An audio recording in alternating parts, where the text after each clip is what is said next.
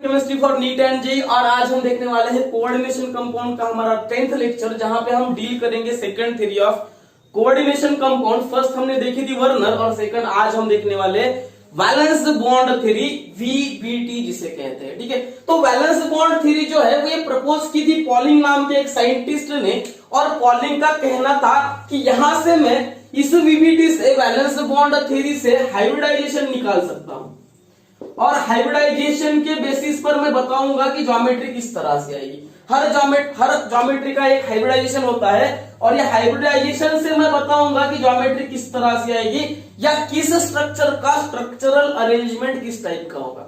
और जो सबसे मेन प्रॉपर्टी पॉलिंग ने हाइब्रिडाइजेशन के बाद बताई थी वो थी उसकी कोई भी कोऑर्डिनेशन कंपाउंड की मैग्नेटिक प्रॉपर्टीज, और इन दो चीजों की वजह से वीबीटी बहुत फेमस हो चुकी थी। तो देखो इस थ्योरी ने हमें दो चीजें दी। सबसे पहली चीज दी थी मैग्नेटिक प्रॉपर्टीज और दूसरी चीज दी हाइब्रिडाइजेशन।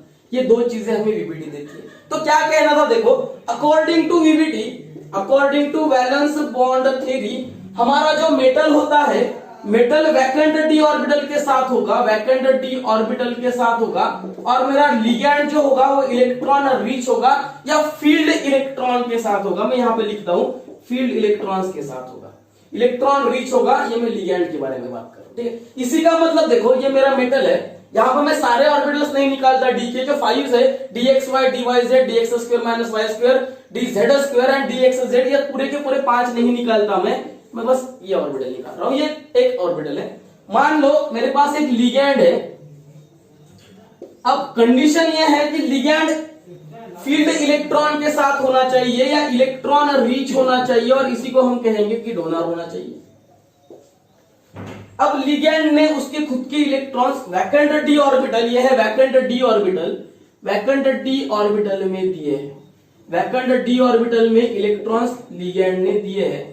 अब ये वैकेंट डी ऑर्बिटल जिस टाइप का होगा उस टाइप पे मैं बताऊंगा कि इसका स्ट्रक्चरल अरेंजमेंट कैसा है, इनर है या आउटर है, देखने वाले हैं हम आगे। तो देखो इस वैकेंट डी ऑर्बिटल में अगर लिगैंड ने इलेक्ट्रॉन डोनेट किए तो ये क्या हुआ, लेविस बेस हुआ, लेविस बेस हुआ, और ये लेविस एसिड हुआ। हमने पढ़ा है लेक्चर नंबर फर्स्ट में, मैंने लेविस एसिड और लेविस बेस के बारे में बताया था कि किसको हम इलेक्ट्रॉन पेयर अगर कोई डोनेट करता है तो वो लेविस बेस होगा, और इलेक्ट्रॉन पेयर कोई एक्सेप्ट करता है तो वो लेविस एसिड होगा। अब मान लो यहां पे जो मेरा मेटल है वो है इलेक्ट्रॉन एक्सेप्टर, जो इलेक्ट्रॉन का एक्सेप्ट करता है, और करता किस में है, वैकेंट डी ऑर्बिटल में करता है। और जो मेरा लिगैंड है वो इलेक्ट्रॉन रिच है, जो इलेक्ट्रॉन डोनेट करता है, किस में करता है, वैकेंट डी ऑर्बिटल में। मेटल के डोनेट करता है, मेटल लेता किस में है, अपने खुद के वैकेंट ऑर्बिटल में। अब इससे एक बॉन्ड बनने वाला है जिसको हम कहते हैं कोऑर्डिनेट कोवैलेंट बॉन्ड। कोऑर्डिनेशन से बने वाला है, कोऑर्डिनेट कोवैलेंट नेचर शो करता है थोड़ा बहुत, तो कोवैलेंट बॉन्ड। ठीक है, जब मैं केमिकल बॉन्डिंग पढ़ाऊंगा तो इसमें आपको कोवैलेंट बॉन्ड पढ़ाऊंगा, अभी केमिकल बॉन्डिंग मैंने पढ़ा ही नहीं है। तो देखो कोऑर्डिनेट कोवैलेंट बॉन्ड कहता है, और आज तक हम इसी को कहते थे कि ये डेटिव बॉन्ड है। इसी को हम क्या कहते हैं, डेटिव बॉन्ड है या डायरेक्शनल बॉन्ड है। डायरेक्शन का मतलब होता है कि लिगैंड से मेटल की तरफ जा रहा है। अब यहां तक तो बात सही थी, यहां तक कोई कंफ्यूजन नहीं था।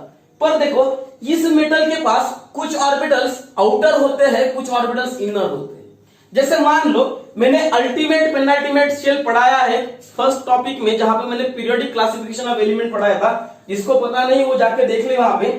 देखो अगर मैं यहां पे बात करूं n की, n डी ऑर्बिटल्स की, या n-1 डी ऑर्बिटल्स की,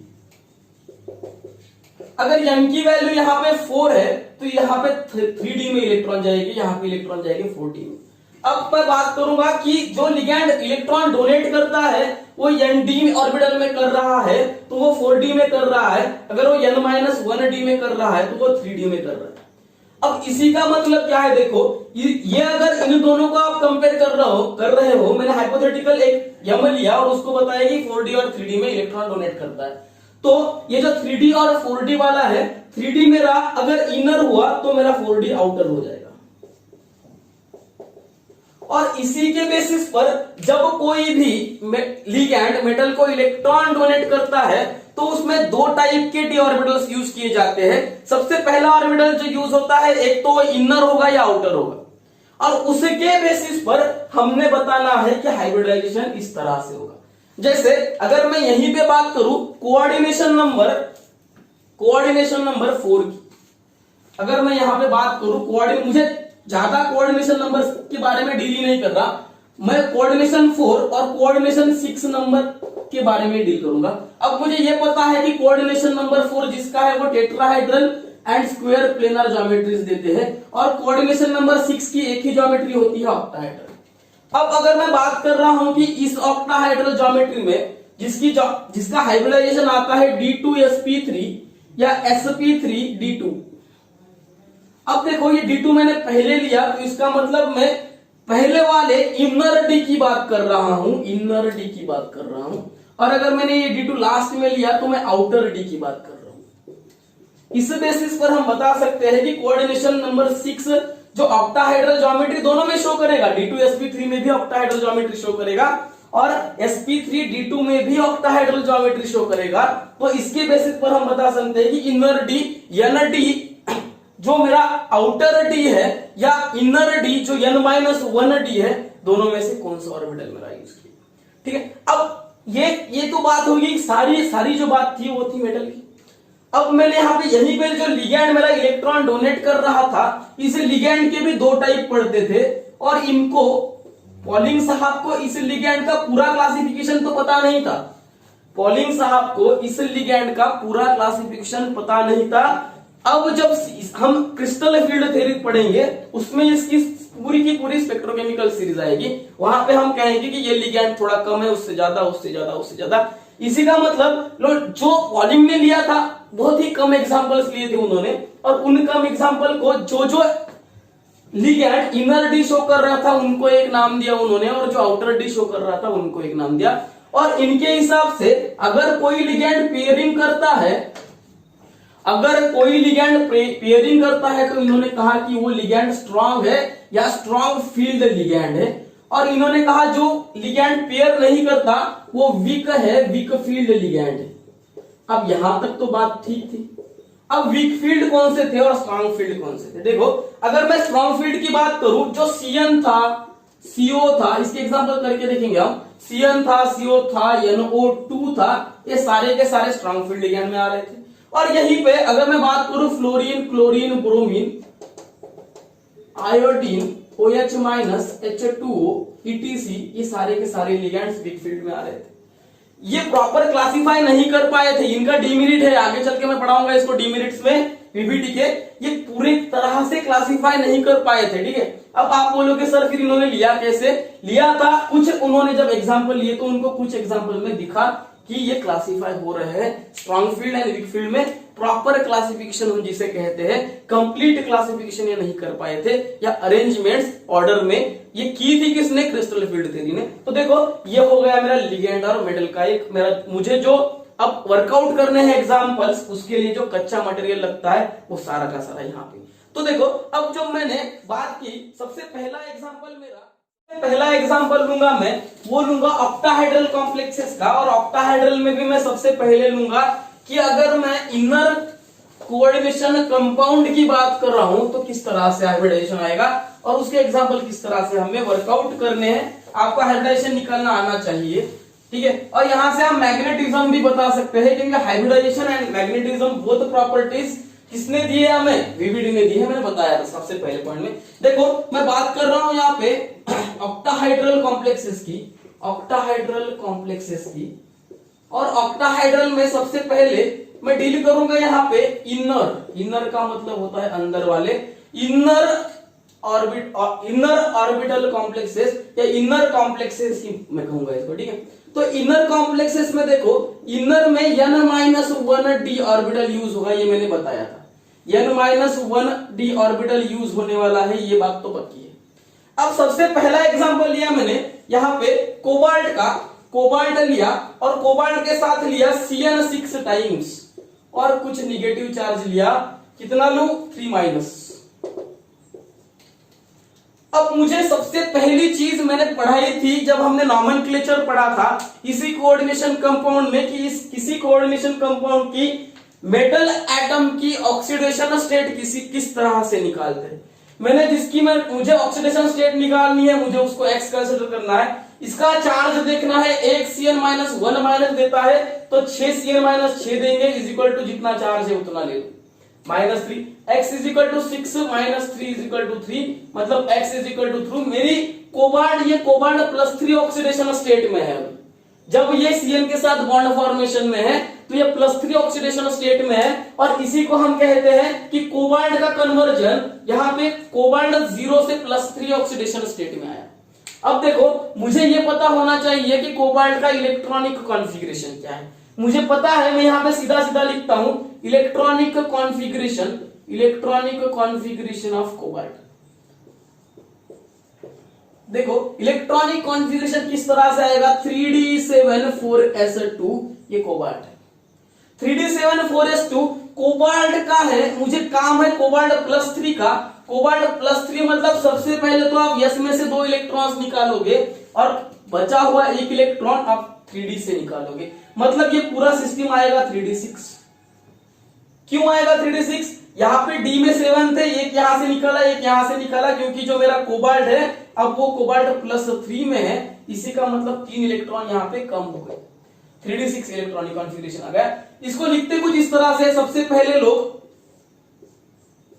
एज इट इज कोबाल्ट निकालते हैं और फिर उसमें उसकी ऑक्सीडेशन स्टेट कम कर देते हैं इस तरह से।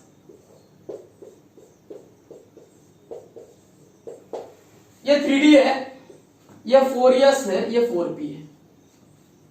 देखो अब मेरा जो कोबाल्ट है, जो स्टार्टिंग का कोबाल्ट था जो 0 ऑक्सीडेशन स्टेट कर रहा था, उसका अगर मुझे इलेक्ट्रॉनिक कॉन्फ़िगरेशन शो करना है तो देखो 3d7 है, 7 इलेक्ट्रॉन लिखने हैं। मुझे ये किस तरह से लिखते हैं हम 7 इलेक्ट्रॉन्स, ये मैंने बताया है क्लासिफिकेशन ऑफ एलिमेंट्स में। Pauli's exclusion principle 3 rule govern कर रहे थे किसी भी इलेक्ट्रॉन को लिखने के लिए, ठीक है। यहाँ पे हम जो मेरा 3d है, 4s है और 4p है, उसमें मैंने इलेक्ट्रॉन्स को अरेंज कर दिया। अब मुझे यहाँ से 3 इलेक्ट्रॉन रिमूव करना है, 4s के 2 चले गए, यहाँ पे 1 चला गया, होगा क्या 1 2 3 4 5 6 इलेक्ट्रॉन है 3d6 इलेक्ट्रॉनिक कॉन्फ़िगरेशन। अब देखो जो मेरा Cn है वो Cn स्ट्रॉन्ग फील्ड लिगैंड में आता है। जो मेरा Cn है वो आता किसमें है, स्ट्रॉन्ग फील्ड लिगैंड। मैंने बताया था अभी Cn CO दोनों को बताया, स्ट्रॉन्ग फील्ड लिगैंड है, मतलब जो स्ट्रॉन्ग फील्ड लिगैंड आते हैं वो इन इलेक्ट्रॉन्स की पेयरिंग करते हैं। और करेगा क्या पेयरिंग, देखो करेगा या नहीं करेगा। देखो जब मैं यहां पे आता हूं Cn के साथ तो Cn इन इलेक्ट्रॉन्स की पेयरिंग करता है कुछ इस तरह से, ये इलेक्ट्रॉन यहां पे आ गया, ये इलेक्ट्रॉन यहां पे आ गया। होगा कैसे, देखो यही सेम ऑर्बिटल मैं नीचे लिख रहा हूं, 1 2 3 4 5 ऑर्बिटल बन गए सारे। ये पहले 3 ऑर्बिटल में आप पूरे 6 के 6 इलेक्ट्रॉन्स अरेंज हो चुके हैं। पहले 3 ऑर्बिटल में पूरे 6 के 6 इलेक्ट्रॉन्स अब अरेंज हो चुके हैं। अब मेरा 4p पूरा वैकेंट है, 4s पूरा वैकेंट है और 3d के 2 ऑर्बिटल भी वैकेंट है, 3d के 2 ऑर्बिटल भी वैकेंट है। अब मैं यहां पे लिखता हूं कि जो मेरा लिगैंड है Cn वो यहाँ पे 2 इलेक्ट्रॉन देगा, यहाँ पे 2 इलेक्ट्रॉन देगा, और आगे देखो जो मेरा 4s है वहां पे भी 2 इलेक्ट्रॉन देगा और ये 4p में पूरे 2 2 2 3 बार देगा, मतलब कुछ इस तरह से होगा। अगर आप इसका हाइब्रिडाइजेशन निकालोगे तो ये D2 है, ये D2 है, एक s है और 3p है, D2sp3। और मैंने कहा जब भी n-1 यूज होगा मतलब इनर होगा तो इनर d ऑर्बिटल यूज हो रहा है, और जो मेरा कॉम्प्लेक्स है वो है इनर कॉम्प्लेक्सेस। ऑक्टाहाइड्रल है, हाँ ऑक्टाहाइड्रल है, जिसकी geometry 6 number coordination number govern कर रही है। ये 2 3 4 5 6 आ रहा है coordination number 6। D2sp3 octahedral geometry है इसकी ऑक्टाहाइड्रल, ज्योमेट्री है इसकी ऑक्टाहाइड्रल। और इसी चीज का अगर मैं अब हाइब्रिडाइजेशन की बात करूं तो ये आ रहा है D2sp3। मतलब जो सबसे पहली चीज COCN6 में हमें पता चली वो थी उसका हाइब्रिडाइजेशन।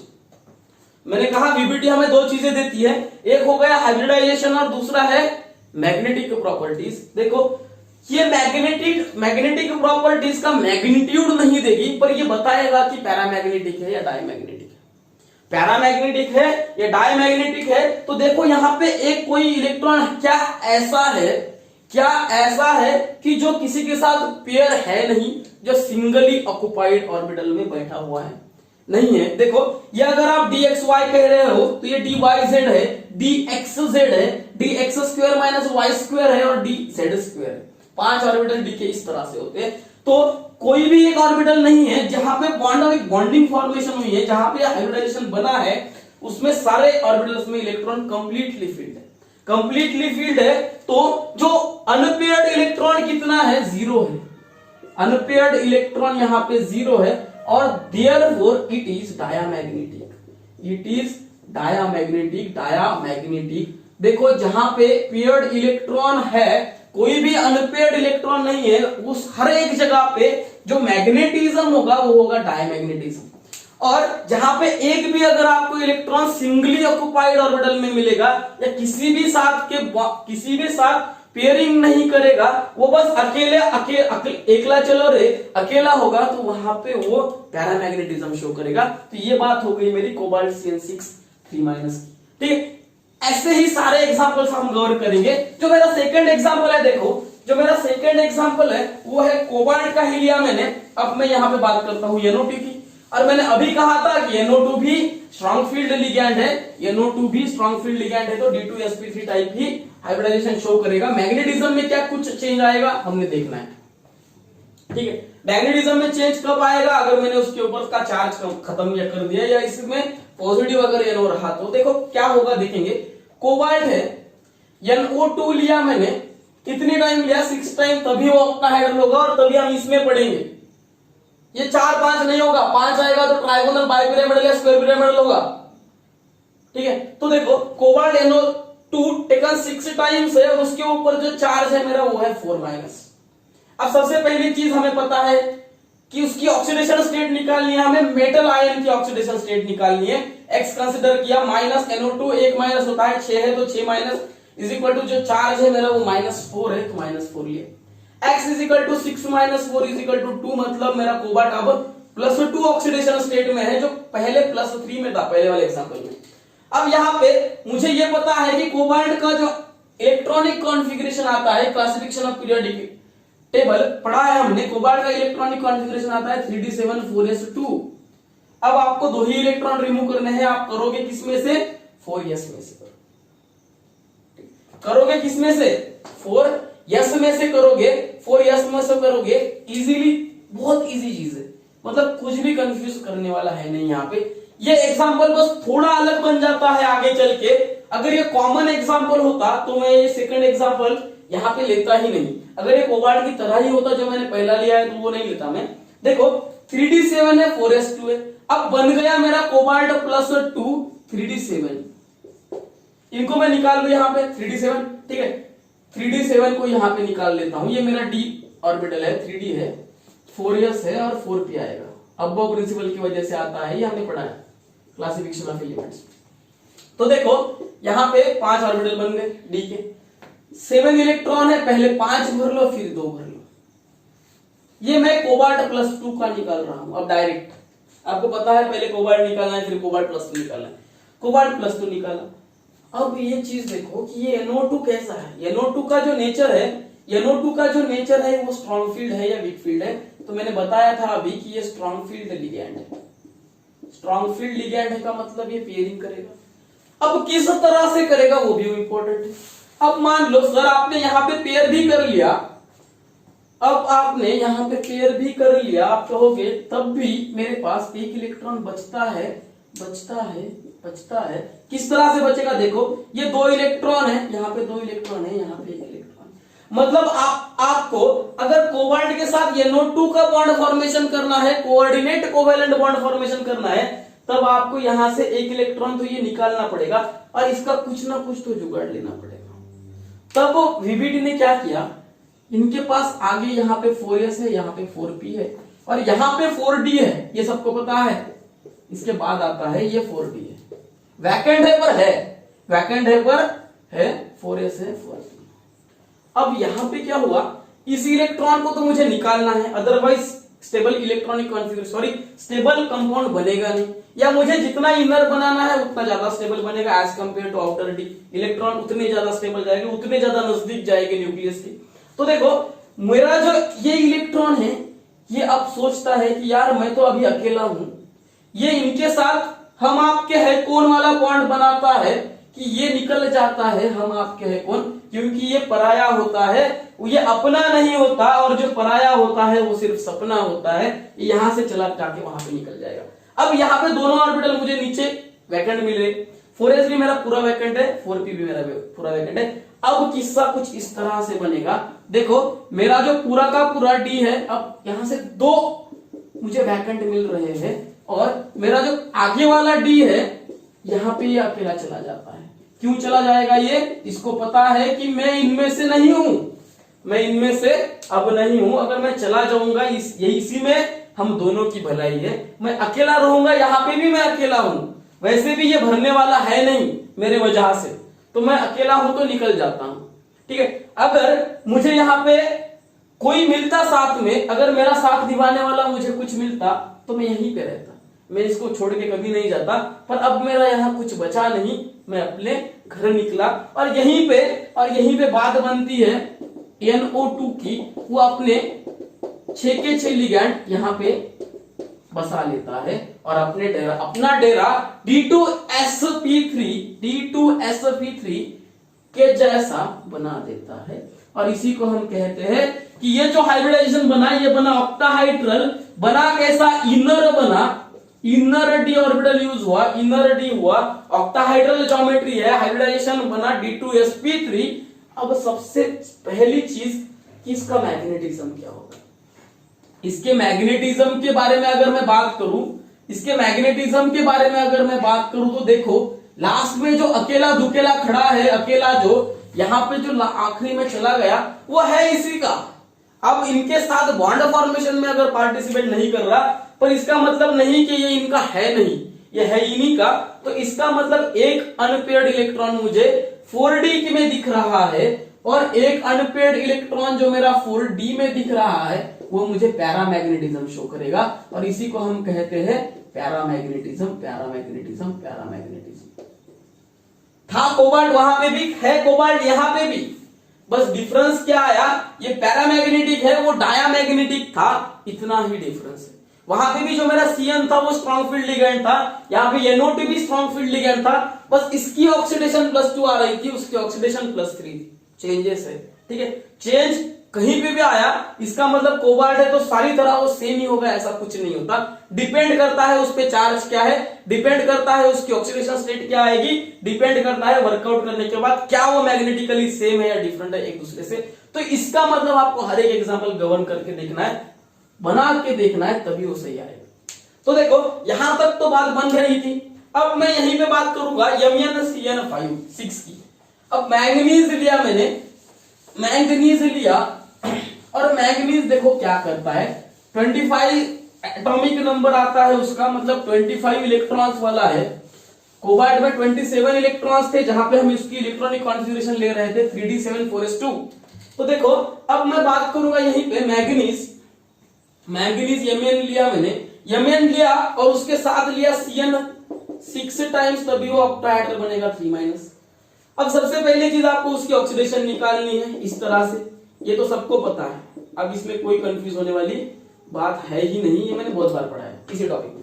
तो x = 3 मतलब मैंगनीज, अब मैंगनीज मतलब मैंगनीज Mn, ये अभी मैंगनीज +3 में रहा है, मैंगनीज +3 में चला गया, ये पहले था 3d5 4s2,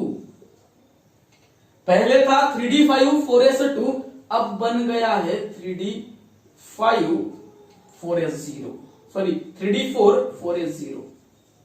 यहां से 2 निकालने हैं, यहां से 1 निकालना है, तो 3d4 बनेगा।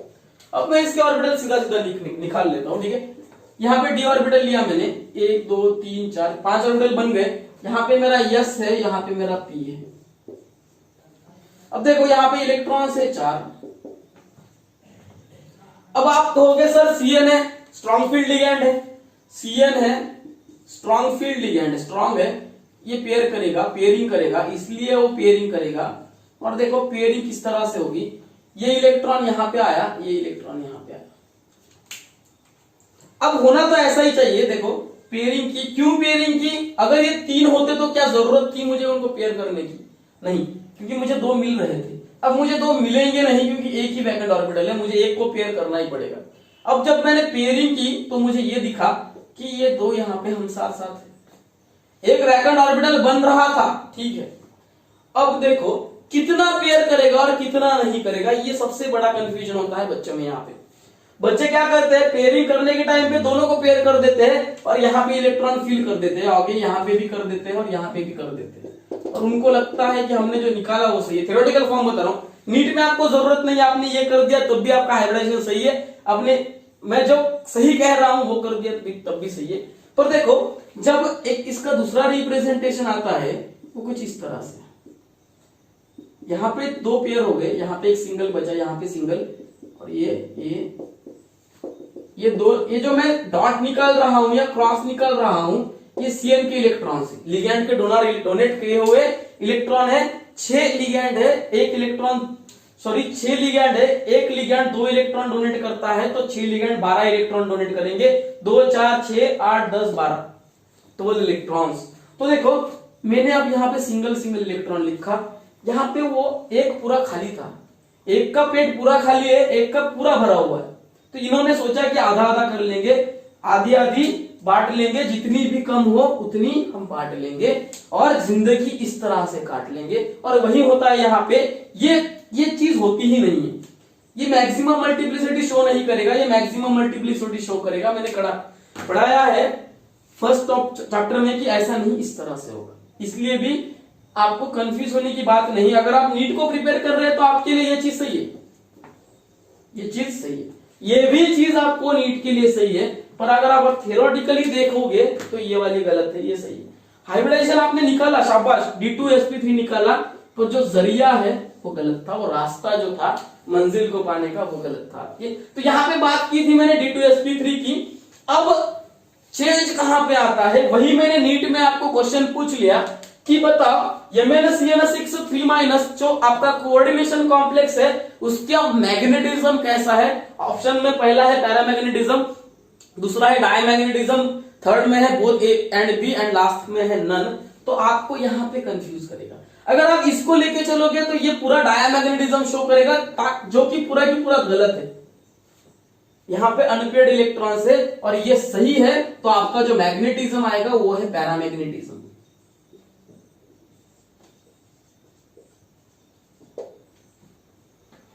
ठीक है, तो ये होगा ही नहीं, ये होगा, ये बात इंपॉर्टेंट थी, इसलिए मैंने इस एग्जांपल को लिया। हर एक एग्जांपल में जो कुछ बदला हुआ है, बदला बदला सा नजरा लगता है वही ले रहा हूं, कॉमन एग्जांपल कोई भी नहीं। ठीक है, तो यहां पे बात करी थी हमने MnCn6 की, अब मैं फिर से बात करूंगा क्रोमियम CN6 की। अब क्रोमियम लिया, यहाँ पे बदला कुछ भी नहीं, देखो बदला बदला बदला कुछ भी नहीं, बस क्रोमियम बदला, और बदला क्रोमियम तो बचा ही क्या है। ठीक है, मेटल बदला तो कॉम्प्लेक्स ही बदल गया। तो देखो क्रोमियम लिया मैंने, क्रोमियम लिया, क्रोमियम का हमें इलेक्ट्रॉनिक कॉन्फ़िगरेशन पता है, जिसको हम D3D5 4s1 लिखते हैं। कुछ बंदे इसको कहेंगे कि सर 3D4 4s2 भी है। ठीक है, देखो ये स्टेबिलिटी की वजह से हाफ फील्ड बनता है, इसलिए ये इस तरह से बनता है, ये नहीं बनता। ठीक है, ये मैंने पढ़ाया है पीरियोडिक क्लासिफिकेशन में, तो ये 3D5 4s1 बनेगा क्रोमियम। अब देखो इसका ऑक्सीडेशन स्टेट क्या आता है, सेंट्रल मेटल एटम का, इसी का मतलब है क्रोमियम का x - 6 - 3x 3 आ गया।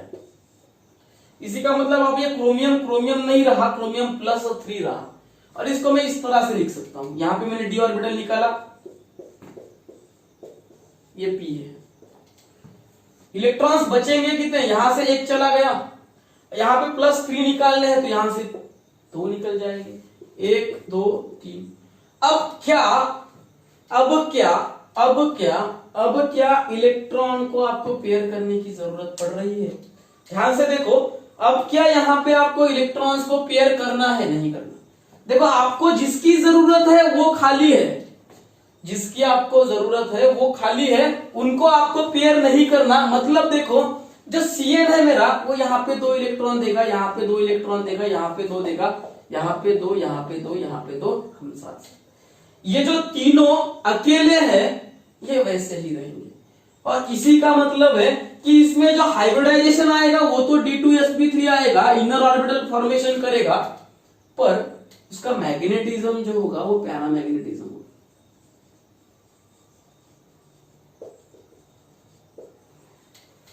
पैरामैग्नेटिज्म होगा मतलब अगर जरूरत ही नहीं है इनको अरेंज करने की, ये मेरा पूरा 3D है, ये 4s है, ये 4p है, ठीक है, तो इसको अगर जरूरत ही नहीं है अरेंज करने की तो आप करोगे क्यों? नहीं करोगे, अरेंज करोगे नहीं। और इसके बाद मैंने एक एग्जांपल लिया वेनेडियम का अमोनिया के साथ, NH3 टेकन 6 टाइम्स 3-।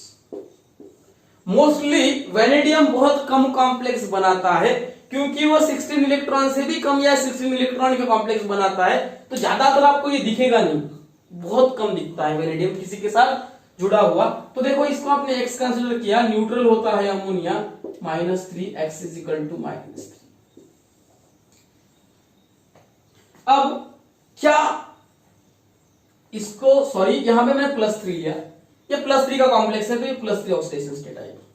अब देखो वेनेडियम होता क्या है, वेनेडियम का इलेक्ट्रॉनिक कॉन्फ़िगरेशन होता है 3d24s2, 3d24s2 Sachin तेंदुलकरच्या white, sorry 3d34s2, 3d34s2, तो स्कैंडियम टिटेनियम वेनेडियम 3d34s2, आपको 3 इलेक्ट्रॉन निकालने हैं, 4s में से 2 इलेक्ट्रॉन आप निकालोगे, 3d में से 1 इलेक्ट्रॉन आप निकालोगे तो आपको पूरा मिलेगा 3d2।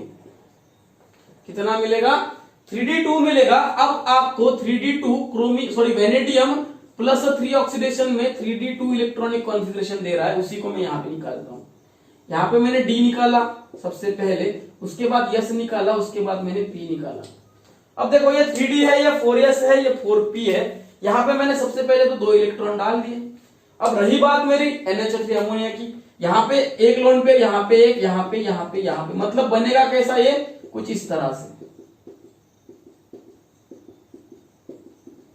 यहां पे भी जो उसका हाइब्रिडाइजेशन होगा वो होगा D2sp3 और मैग्नेटिज्म क्या होगा? पैरामैग्नेटिज्म।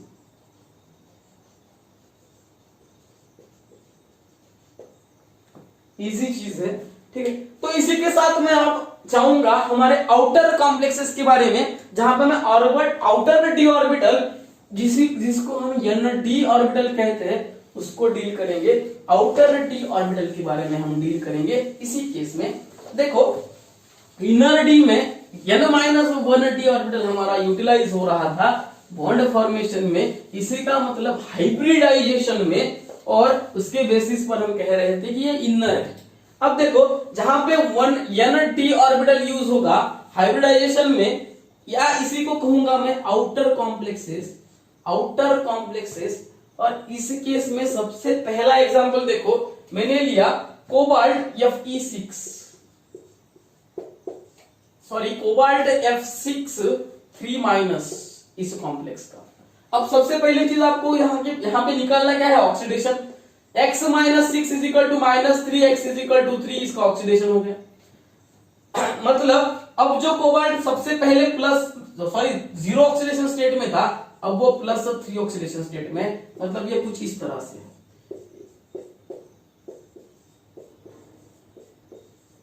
यह है 3d 4s 4p, और इसके सामने आता है 4d। अब किस्सा देखो, यहां पे मजेदार किस्सा है कि F जो है मेरा फ्लोरीन F-, ये मेरा वीक फील्ड लिगैंड है। मैंने बताया था बोर्ड पे कैसा है, वीक फील्ड लिगैंड है, और वीक फील्ड लिगैंड कभी भी पेयरिंग शो नहीं करता। इसी का मतलब वो पेयरिंग करेगा नहीं, और यही पेयरिंग नहीं होगी तो जैसे इलेक्ट्रॉन्स कोबाल्ट 3 में सबसे पहले कोबाल्ट का जो इलेक्ट्रॉनिक कॉन्फ़िगरेशन होता है वो होता है 3d7 4s2। इसमें से आपको 3 इलेक्ट्रॉन निकालने हैं, 4s में से 2 इलेक्ट्रॉन निकल गए, मतलब आएगा 3d6। 6 इलेक्ट्रॉन यहाँ पे ले लो, पहले 5 इलेक्ट्रॉन डाल लो, फिर 1 इलेक्ट्रॉन डालो। अब देखो क्या ये अंदर वाला यूज करेगा? नहीं करेगा। ये जो पूरा का पूरा कॉम्प्लेक्स है, या मैं यहाँ पे F माइनस की बात करूं, जो पूरा का पूरा लिगैंड है, जो 6 लिगैंड है, F माइनस मतलब एक फ्लोरीन 2 इलेक्ट्रॉन डोनेट कर रहा है, तो सारे के सारे फ्लोरीन मेरे इस तरह से अरेंज होंगे। जो 4d ऑर्बिटल है यहाँ पे, जिसको हम आउटर कहते हैं, उस आउटर के 2d ऑर्बिटल यूज किए हैं, और हाइब्रिडाइजेशन जब बनेगा इसका, तब बनेगा sp_d2, और sp_d2 इसका बनेगा हाइब्रिडाइजेशन।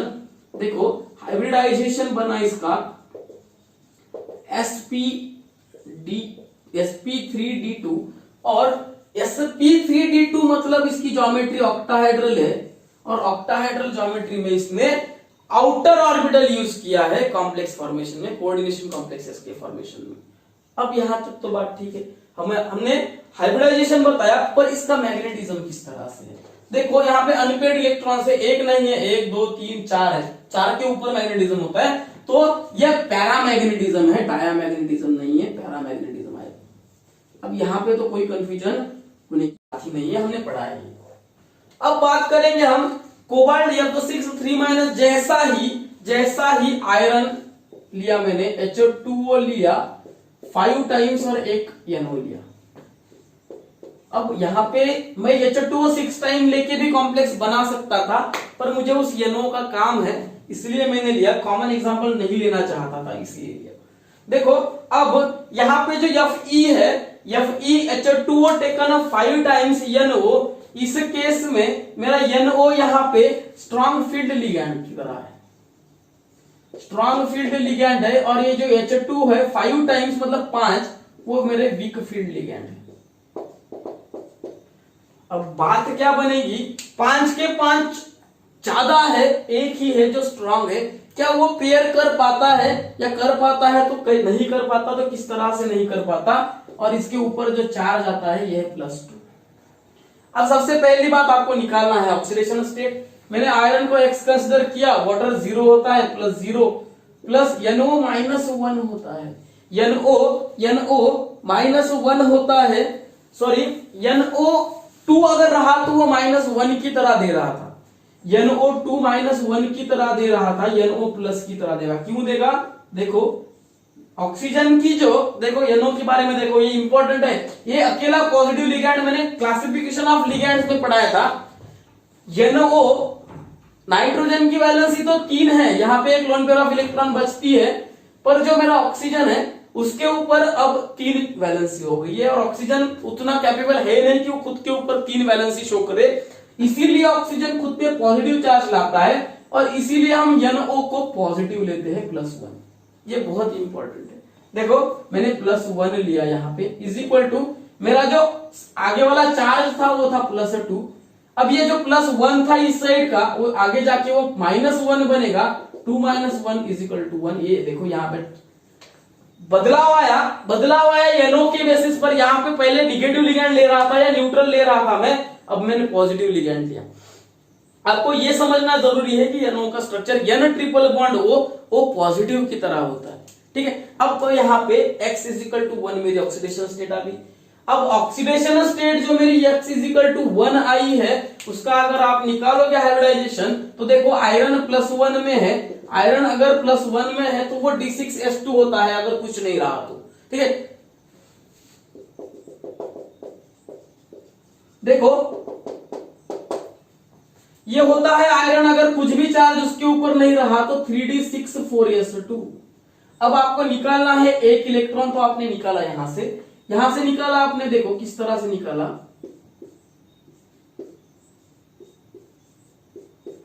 यहां पे मैंने D निकाला है।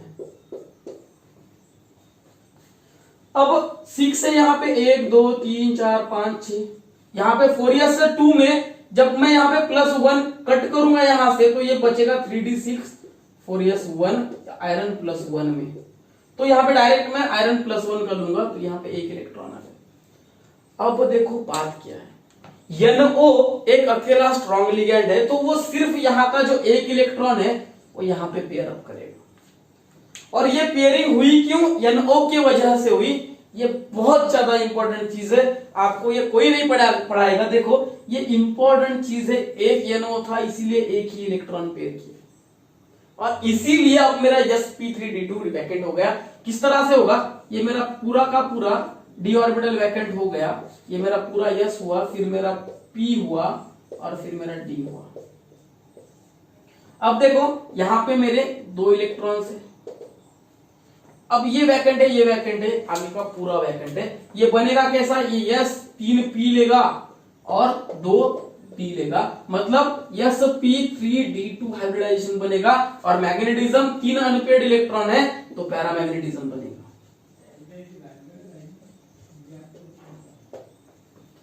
ठीक है, तो यहां तक किसी को डाउट होगा तो आप कमेंट सेक्शन में बता देना कि सर आपने NO क्यों लिया। NO लिया क्यों, क्योंकि वो स्ट्रॉन्ग फील्ड लिगेंड था, पॉजिटिव है इसीलिए +1 किया। ठीक है, ये मोस्ट इंपॉर्टेंट एग्जांपल है, मोस्ट आईएम। अब मैं बात करूंगा टेट्राहेड्रल की एंड स्क्वायर प्लेनर की, दो एग्जांपल लूंगा और खत्म करूंगा इसको। टेट्राहेड्रल और स्क्वायर प्लेनर में देखो क्या होता है, टेट्राहेड्रल और स्क्वायर प्लेनर में देखो क्या होता है। ये जो टेट्राहेड्रल कॉम्प्लेक्स होते हैं, यहाँ के पे मैं बात करूंगा कोऑर्डिनेशन नंबर 4 की। ठीक है, 2 एग्जांपल लूंगा, सबसे इजी एग्जांपल है। देखो NiCl4 है, सबसे पहले आप Ni को कंसीडर करोगे -4 is equal to -2x is equal to 2 +2 oxidation state आई निकेल की, +2 ऑक्सीडेशन स्टेट आई निकेल की। देखो निकेल होता है 3d8 जो निकेल होता है वो होता है 3d8 और बात करेंगे यहीं पे हम कोऑर्डिनेशन नंबर 4 के टेट्राहेड्रल ज्योमेट्री का मतलब होता है sp3 ज्योमेट्री, sp3 हाइब्रिडाइजेशन। तो देखो sp3 हाइब्रिडाइजेशन के बारे में अगर मैं यहाँ पे बात करूं, निकेल है, निकेल की +2 ऑक्सीडेशन स्टेट है, मुझे पता है d ऑर्बिटल में 8 इलेक्ट्रॉन्स है और 4s में 2 है, 4s के दोनों चले जाएंगे और 4s पूरा वैकेंट हो जाएगा। d में इलेक्ट्रॉन बचे हैं और बचे कितने हैं, 8 बचे। यहाँ पे जो निकेल है वो निकेल अभी अगर मैं किसी भी तरह की इसके ऊपर ऑक्सीडेशन स्टेट ना निकालूं तो ये 3d8 रहेगा। अब अगर आप यहाँ पे निकेल +2 निकालोगे तो 4s के इलेक्ट्रॉन्स चले जाएंगे। अब सीधी बात है 4s के इलेक्ट्रॉन वैकेंट हो गए, पूरा का पूरा मेरा ये 3d है, ये 4s है, ये 4p है, मेरा पूरा 4s और 4p खाली है। ठीक है, तो यहाँ पे मेरे s में 2 इलेक्ट्रॉन जाएंगे और p में 6 इलेक्ट्रॉन जाएंगे। जो हाइब्रिडाइजेशन मेरा बनेगा वो बनेगा sp3 हाइब्रिडाइजेशन और इसी का मतलब है मेरा टेट्राहेड्रल ज्योमेट्री। और जो मेरा टेट्राहेड्रल ज्योमेट्री बन रहा है इसके पीछे देखो, अब यहाँ पे इनर और आउटर का किस्सा ही नहीं है। अब इसके बाहर तो d आएगा तो यहाँ पे d यूज ही नहीं हो रहा है, तो यहाँ पे इनर और आउटर का कोई भी चीज यहाँ पे बात नहीं आती है। आती कहाँ पे, स्क्वायर प्लेनर में, हम अभी देखेंगे। तो ये होगा sp3 हाइब्रिडाइजेशन। ठीक है, अब इसका अगर मैग्नेटिज्म की बात करो तो मैग्नेटिज्म ये पैरामैग्नेटिक है, 2 अनपेयर्ड इलेक्ट्रॉन है। यहीं पे मैं NiCO4 पे चला हूं तो NiCO4 पे मैंने किसी भी तरह का चार्ज नहीं लिया, निकेल इज इक्वल टू 0, मतलब इसका ऑक्सीडेशन स्टेट 0 है। अब ये 3d8 आने वाला है, 3d8 आएगा। अब देखो बात कहां पे बिगड़ेगी, कहां पे बनेगी। जो मेरा NiCO4 है इसको मैंने निकाला, यहाँ पे Ni3d8 है, 1 2 3 4 4s2 है। अब मेरा पूरा 4p जहां पे मुझे काम है, यहाँ पे मैंने 8 इलेक्ट्रॉन्स निकाले हैं। अब देखो यहाँ पे 8 इलेक्ट्रॉन मैंने निकाले, 4s में भी मेरे 2 इलेक्ट्रॉन है। अब यहाँ पे पहली केस में जहां पे मैंने निकेल Cl4 लिया था वहां पे मुझे पेयरिंग करने की कोई जरूरत ही नहीं पड़ी। मेरा Cl वीक फील्ड लिगेंड था, पेयर करेगा भी नहीं पहली बात, क्योंकि ये वीक फील्ड लिगेंड है और जरूरत भी नहीं थी क्योंकि मुझे आउटर मोस्ट मिले sp3। पर यहाँ पे जो मैंने अभी लिगेंड लिया वो है CO जो स्ट्रॉन्ग फील्ड की तरह एक्ट करेगा। पर अब पॉसिबिलिटीज देखो, यहाँ पे जो 4s में 2 इलेक्ट्रॉन है, ये दोनों के दोनों इलेक्ट्रॉन, एक इलेक्ट्रॉन यहाँ पे चला जाएगा, दूसरा इलेक्ट्रॉन यहाँ पे चला जाएगा। दोनों के दोनों, अगर ये क्लॉकवाइज है तो वो एंटी क्लॉकवाइज आएंगे, ये एंटी क्लॉकवाइज है तो वो क्लॉकवाइज आएंगे। ठीक है, तो ये जो मेरा पूरा का पूरा d ऑर्बिटल बनेगा ये कंप्लीटली फील्ड बनेगा अब इस तरह से, और पूरे के पूरे जो इलेक्ट्रॉन है वो मेरे सिर्फ और सिर्फ निकेल के। अब जो मेरा s है 4s और 4p ये पूरा खाली है, और यहाँ पे NiCO4 के CO जो है वो 4 CO यहाँ पे बॉन्ड फॉर्मेशन में ऑर्बिटल्स को यूज करेंगे और हाइब्रिडाइजेशन बनेगा sp3 हाइब्रिडाइजेशन। और यहाँ पे देखो अब पूरा का पूरा पेयरिंग हो चुका है इलेक्ट्रॉन्स का, तो यहाँ पे मैग्नेटिज्म का किस्सा खत्म है, यहाँ पे डायामैग्नेटिज्म आएगा, कोई किसी भी तरह का मैग्नेटिज्म शो नहीं होगा, और मैग्नेटिज्म शो होगा वो होगा डायमैग्नेटिज्म। ठीक है, अब बात बन गई मेरी टेट्राहेड्रल की। अब मैं यहाँ पे ही स्क्वायर प्लेनार कॉम्प्लेक्सेस की बात करूंगा कोऑर्डिनेशन नंबर 4 में, जहां पे उसका हाइब्रिडाइजेशन बदलेगा और एग्जांपल्स भी बदलेंगे। बस यहाँ पे एक अंदर वाला डी यूज हो जाएगा और इसी को कहते हैं हम DsP2 और sp2d। जहां पे अंदर वाला यूज होगा, जहां पे इनर कहूंगा, आउटर होगा वहां पे मैं आउटर कहूंगा। मतलब यही सीधा सीधा लिख देता हूं मैं DsP2, मतलब कोऑर्डिनेशन नंबर 4 है, हाँ 4 है, 1 2 3 4। कोऑर्डिनेशन 4 में कॉम्प्लेक्स है स्क्वायर प्लेनार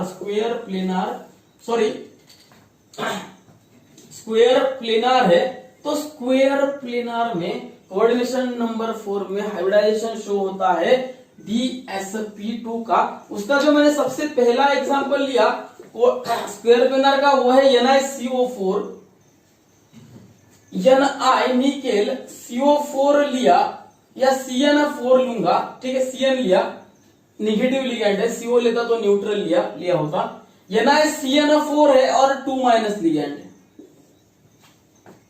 चार्ज 2- है, Cn4 लिगेंड है, निकेल सेंट्रल मेटल एटम है। इसको आपको सीधी सीधी सबसे पहले इसकी ऑक्सीडेशन स्टेट निकालनी पड़ेगी, x - 4 = -2, x = +2। अब निकेल यहाँ पे +2 ऑक्सीडेशन स्टेट में है, ये ये चीज हमें पता है, निकेल +2 ऑक्सीडेशन स्टेट में है। निकेल अगर +2 ऑक्सीडेशन में ना होता तो वो शो करता 3d8 4s 2 इलेक्ट्रॉनिक कॉन्फ़िगरेशन, अगर वो निकेल +2 में है तो वो करेगा शो 3d8 इलेक्ट्रॉनिक कॉन्फ़िगरेशन। अब बात देखो, यहाँ पे बहुत ही इंपॉर्टेंट चीज है, मैं यहाँ पे देख रहा हूं कि मेरा जो लिगैंड है Cn, ये स्ट्रॉन्ग फील्ड लिगैंड है।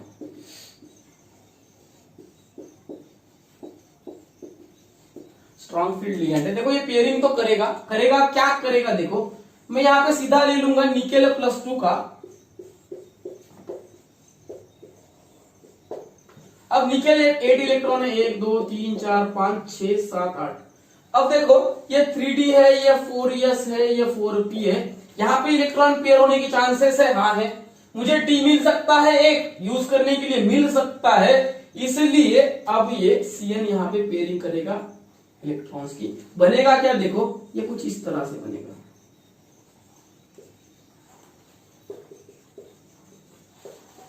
अब मेरा एक पूरा d ऑर्बिटल खाली है, जहां पे मेरा एक Cn इलेक्ट्रॉन डोनेट करेगा, मेरा जो p है उसमें भी एक देगा, और यहाँ पे इसमें भी एक लिगेंड अपने 2 इलेक्ट्रॉन डोनेट करेगा। जो मेरा ऑर्बिटल यूज होगा, देखो अब यहाँ पे 4s के सिर्फ 2 ऑर्बिटल यूटिलाइज हुए हैं, 2 ऑर्बिटल यूज किए हैं, क्योंकि p3 DsP2 ना sp3 नहीं है, sp3 में हमने 3 किए थे, ये p2 हो गए हैं, 4s है ये, सॉरी 4p है, 4p p2 यूज किए है, 4s है उसमें से पूरा कंप्लीट किया है, तो s एक d एक s 2p DsP2 हाइब्रिडाइजेशन बना इसका DsP2 हाइब्रिडाइजेशन। और मैग्नेटिज्म की बात करो तो ये डायामैग्नेटिज्म शो करेगा। और अब यहां तक तो ठीक चल रही थी वीबीटी, अब एक एग्जांपल आया जिन्होंने कंट्रोवर्सी क्रिएट कर दी और वीबीटी के ऊपर डाउट्स उठाना शुरू कर दिए, और उसी के साथ उसका वो डिमेरिट भी बनता है। ओवरऑल 5 मेन डिमेरिट देखते हैं हम वीबीटी के, उसमें से सबसे इंपॉर्टेंट अगर कोई आया और कोई आने की वजह थी डिमेरिट्स वीबीटी को हम ना मानने की वजह थी या कंट्रोवर्शियल बनाने की वजह थी, तो ये वाला एग्जांपल था। जो एग्जांपल है copper NH3 taken 4 times +2 oxidation state. देखो न्यूट्रल होता है x +2, मतलब कॉपर +2 ऑक्सीडेशन स्टेट में है।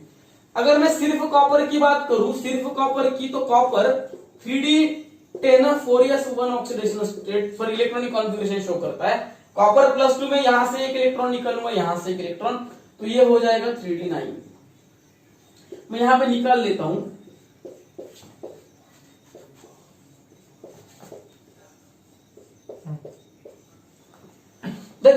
अब मैंने यहाँ पे 9 इलेक्ट्रॉन्स निकालने हैं, मैंने निकाल लिए,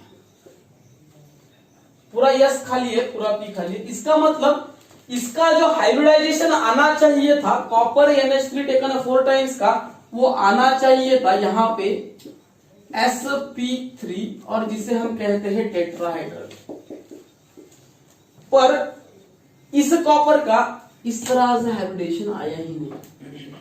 जब मैंने x ray spectroscopy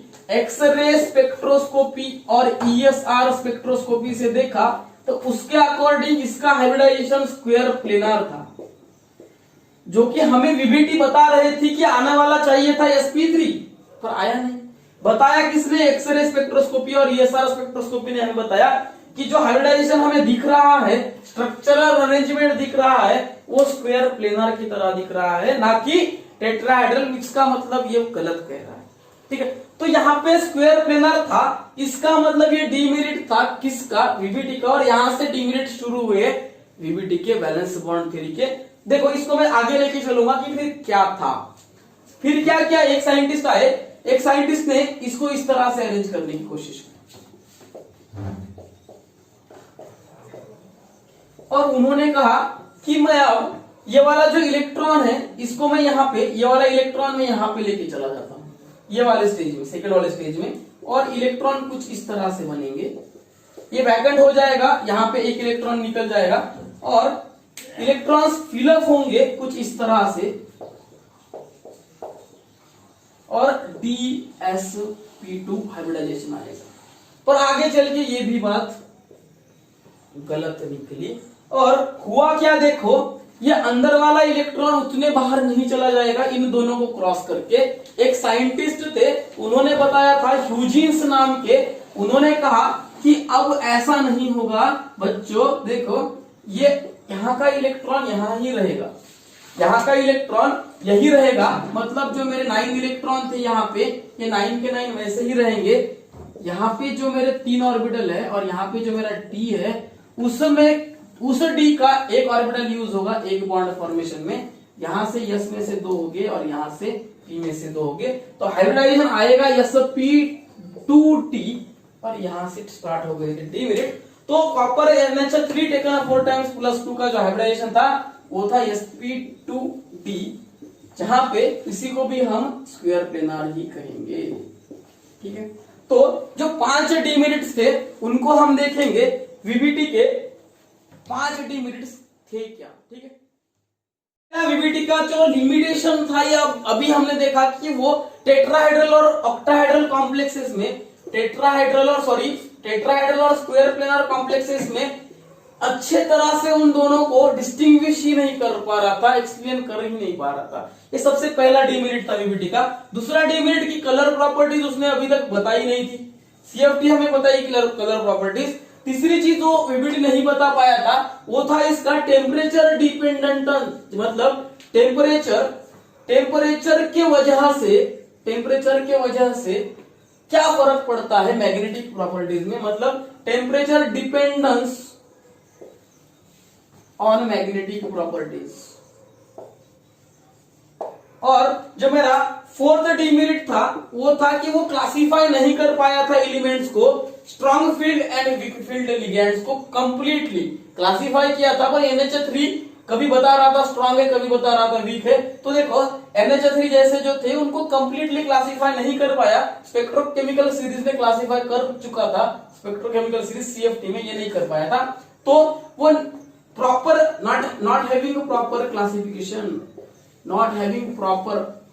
classification of strong field and weak field ligand।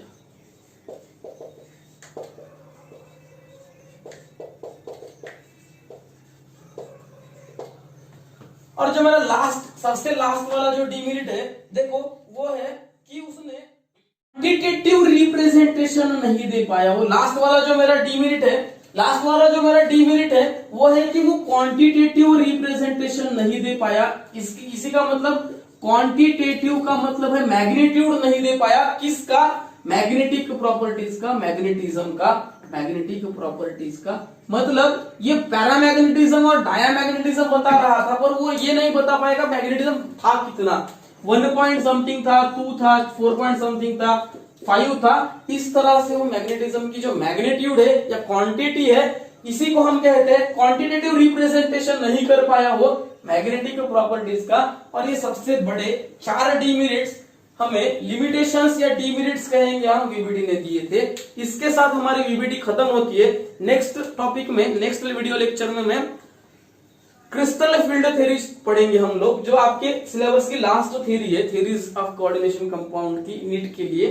तो वहां पे हम देखेंगे कि किस तरह से इसमें से जो डीमेरिट्स थे वो किस तरह से रिड्यूस हो गए। आज के लिए बस इतना ही, थैंक्स।